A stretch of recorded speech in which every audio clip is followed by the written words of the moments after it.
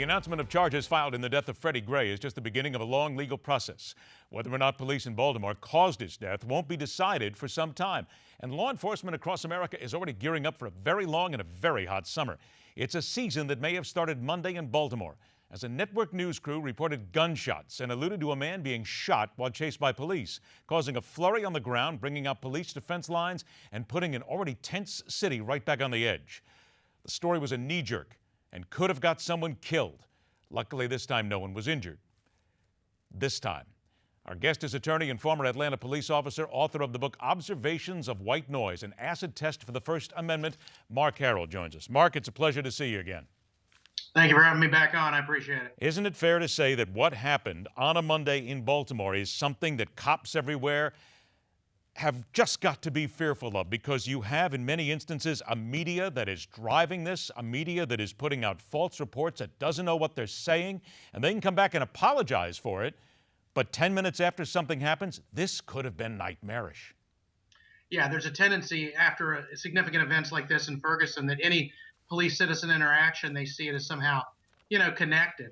And the bottom line here is, between the charges and the trial, there's going to be this story. The media is going to want to keep this story in the news. So anything that happens in Baltimore, anything that it can cause the police to hesitate a little bit to do their job. It can cause people to react differently based on what's happened before. But I think you're right. It's going to be a long, hot summer in Baltimore. And there's a very tense situation where even the most routine, and I hesitate to use that word because every situation can be dangerous and serious, but even the most routine encounters can be escalated because of this general climate that's going on in Baltimore. And it's not a good situation, but I think the media is going to fuel this. I think they have fueled it to some degree, and we have the charges now, but the trial won't be for a while. I think certain media outlets are going to want to keep this in the news. So then, in your opinion, what do the cops need to do? But not just in Baltimore, but in other cities too, because we're going to see more protests, peaceful protests, but we're also going to see people who will look to take advantage of this situation. How do the cops then do their job without hesitating to the point of maybe hurting someone else or getting themselves killed? Well, absolutely. You have to rely on your training. You have to be, calm and understand, be able to differentiate the individuals that are peacefully protesting and individuals who are there to agitate, who are there to take advantage of that situation for whatever agenda they have. But the truth of the matter is, what you can do as a police officer is you react to each situation. You fall back on your training. You rely on each other. And it's not a good situation. There's no doubt. I think this is going to be a summer where we'll probably see both peaceful protests and riots, and we'll see increased violence towards the police. But is it fair to say that we need some peaceful protests like this? There needs to be some change. We've seen this in too many places. You got to start weeding out the bad cops sooner or later. You've got to get the good cops out there so that they're able to do their job. So maybe, you hate to say it out loud, but this is necessary. We've been leading to this point for a long time.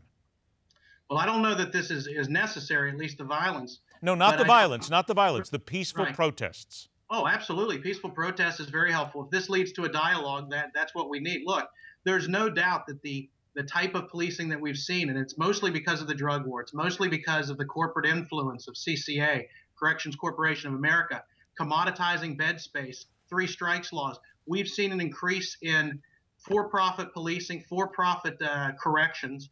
And the drug war has really fueled a lot of these encounters that are needless encounters. We have too many laws. When the more laws you have, the more laws are being enforced, the more citizen police encounters it leads to. And these types of things, violence can happen, unfortunate incidents can happen. But look, I don't want to ever disrespect peaceful protesters who are making legitimate claims against the state of law enforcement and the militarization of law enforcement and sort of the direction of law enforcement is taken. I don't want to disrespect those peaceful protesters, people trying to move the ball forward and have a dialogue, by lumping them in with people who would commit acts of violence as part of a riot. So absolutely, we need this discussion.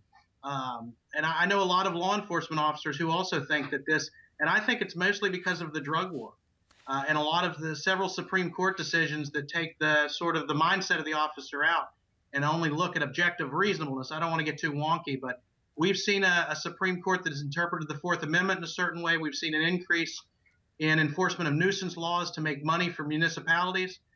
We've seen the surveillance state and the drug war, and I think that's all led to this being very inevitable. I certainly, I deplore the violence, but I welcome the conversation. Marc, 30 seconds left here. Are we getting to the point where you, as a former cop, Somebody needs to look the media in the eye and say, stop knee-jerking, stop trying to drive this, get your facts straight before you get out there because you're going to get somebody killed. Well, absolutely. And in these types of situations, you really can get someone killed with misinformation. And we've seen a lot of that. The bottom line is that with the sensation, the Twitter, the blogs, not as much blogs now, but Twitter, Facebook, all this social media, it's, post it first and verify it later. But absolutely, media needs to be very careful. Media has a responsibility to get facts straight so that violence does not stem from misinformation. It can be very dangerous. Say it out loud and say it over and over and again. We should point out that the network later did apologize in saying that they screwed up. Marc Harrold, thanks so much for joining us. I'm sure we'll be in touch as the summer goes on. Anytime. Thanks for having me on. Have a good evening. My pleasure. Stay with us, and the fastest 60 minutes in news talk continues.